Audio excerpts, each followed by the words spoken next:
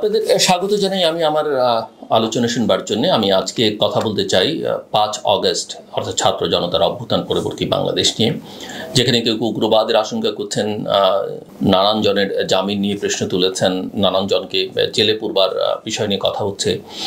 এইসব বিষয়ে সরকারের অবস্থান কি, সেসব বিষয় নিয়ে কিছু কথা বলতে চাই।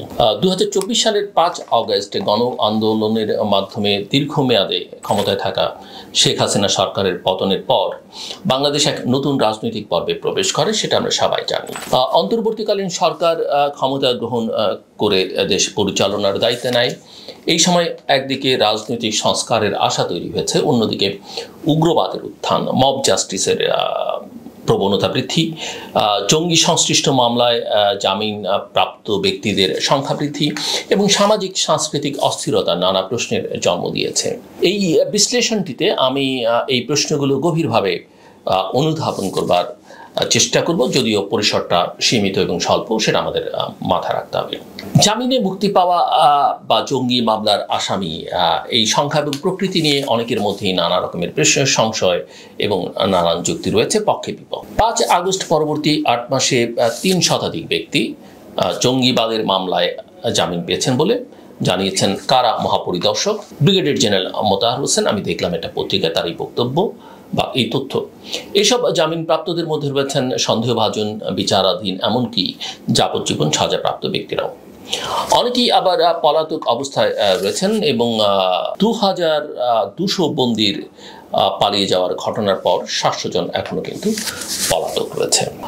বিশ্লেষকদের মতে এই জামিনপ্রাপ্তদের মধ্যে যেমন আছেন আগের সরকারের আমলে জঙ্গি তকমা দিয়ে আটক নির্দোষ মানুষ, তেমনি সত্যিকারের জঙ্গি তৎপরতার সঙ্গে জড়িত ব্যক্তিরাও রয়েছেন, যারা এই রাজনৈতিক পট পরিবর্তনের সময়টিকে কাজে লাগিয়ে আদালতের মাধ্যমে জামিন বা কারাগার থেকে পালিয়ে মুক্তি। উল্লেখযোগ্য বিষয় হচ্ছে যে জামিনপ্রাপ্তদের মধ্যে নিষিদ্ধ ঘোষিত জঙ্গি সংগঠন যেমন হরকাতুল জিহাদ, আনসারুল্লাহ বাংলা টিম, জেএমবি, ইমাম মাহমুদের কাফেলা, কেএনএফ, আল্লাহর দল, হামজা ব্রিগেড এর সদস্যরাও রয়েছেন। এর ফলে একটি প্রশ্ন জেগে ওঠে যে এদের মুক্তি কিভাবে হয়েছে এবং রাষ্ট্রীয় নিরাপত্তার প্রতি এর প্রভাব আসলে কি। আরেকটা বিতর্ক আমরা দেখি যে মুফতি জসিমউদ্দিন রামানী এবং জঙ্গি তকমার একটা বিতর্ক ইতিমধ্যে আমরা বিভিন্ন গণমাধ্যমে লক্ষ্য করেছি।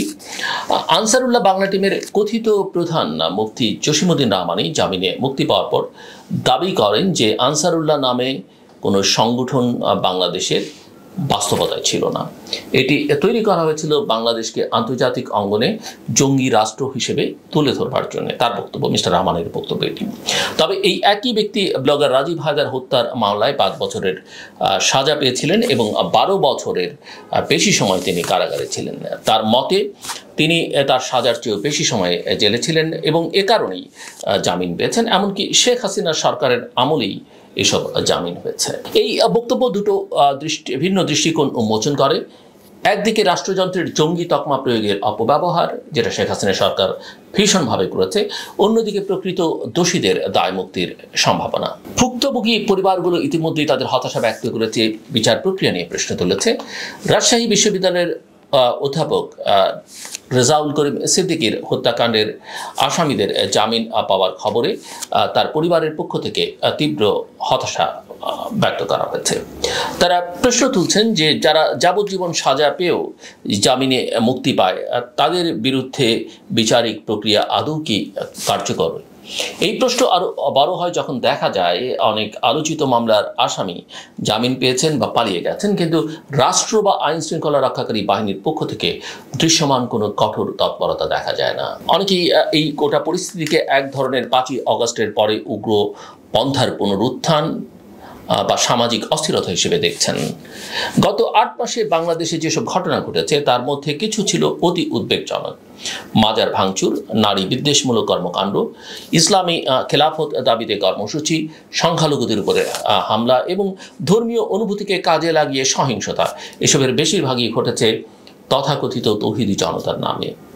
বিশেষ করে মার্চ ফর খেলাফত কর্মসূচি, পাটার দোকানে হামলা, নারীদের শোরুম উদ্বোধনে বাধা, এসবই হচ্ছে সাংস্কৃতিক এবং সামাজিক সহনশীলতার উপর আঘাত। এসবের পেছনে নিষিদ্ধ সংগঠনগুলোর সদস্যদের সংশ্লিষ্টতা পাওয়া গেছে বলে কোনো কোনো মাধ্যম বলছে, অথচ সরকার দাবি করছে যে তারা জঙ্গিবাদের বিরুদ্ধে জিরো টলারেন্স নীতি অবলম্বন করেছে। এই কথাবার্তা আমরা আগেও বহুবার বিভিন্ন সরকারের সময় শুনেছি। এখন সরকারের অবস্থানটা কি? তারা কি সতর্ক নাকি তারা নমনীয়?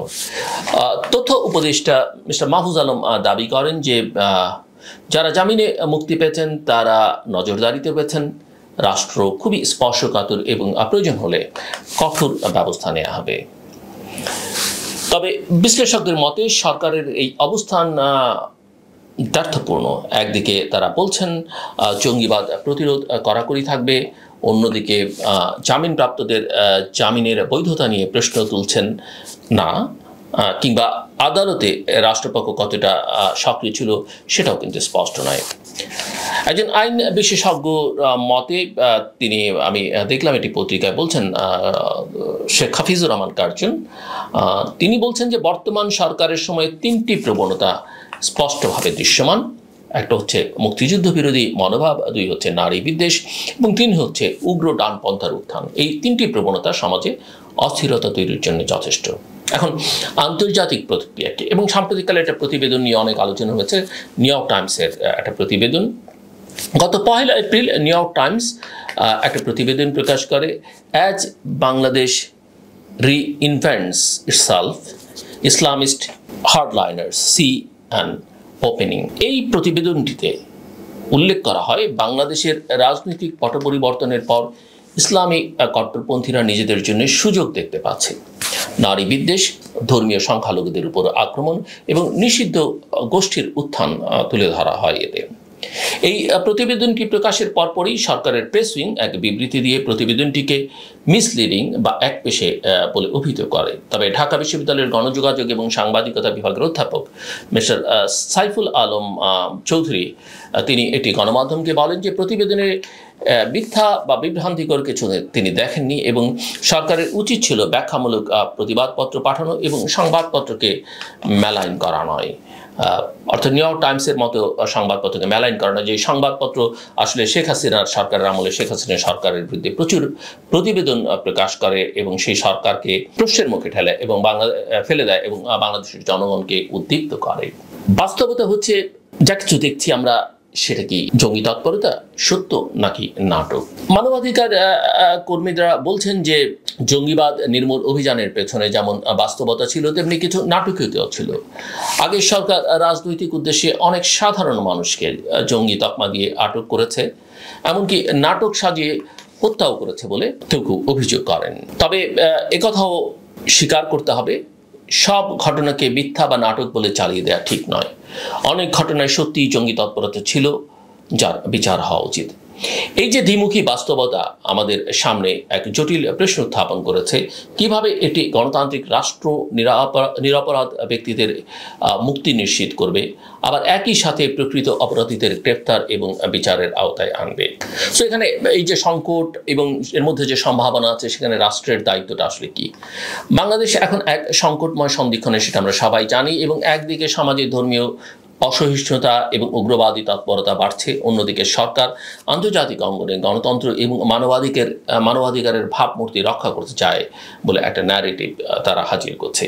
এই বাস্তবতায় অন্তর্বর্তী সরকার এবং রাষ্ট্রযন্ত্রের সবচেয়ে গুরুত্বপূর্ণ দায়িত্ব হলো একটি সুস্পষ্ট, স্বচ্ছ এবং দৃঢ় আইনানুগ পথে জঙ্গিবাদ নির্মূল করা, পাশাপাশি সমাজে ধর্মীয় সহিষ্ণুতা এবং সাংস্কৃতিক বহুত্ববাদ রক্ষা করা। সরকারকে বুঝতে হবে যে অতীতের ভুল নীতির পুনরাবৃত্তি হলে নতুন বিপর্যয়ের জন্ম হবে। অন্যদিকে বিচার ব্যবস্থাকেও নিশ্চিত করতে হবে যে জামিন দেয়া হচ্ছে আইনি ন্যায্যতার ভিত্তিতে, রাজনৈতিক সুবিধাবাদে নয়।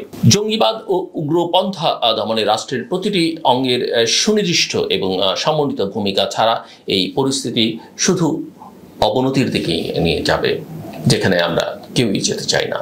আমার কথা শুনবার জন্য আপনাদের ধন্যবাদ, আপনাদের সবার জন্য শুভকামনা।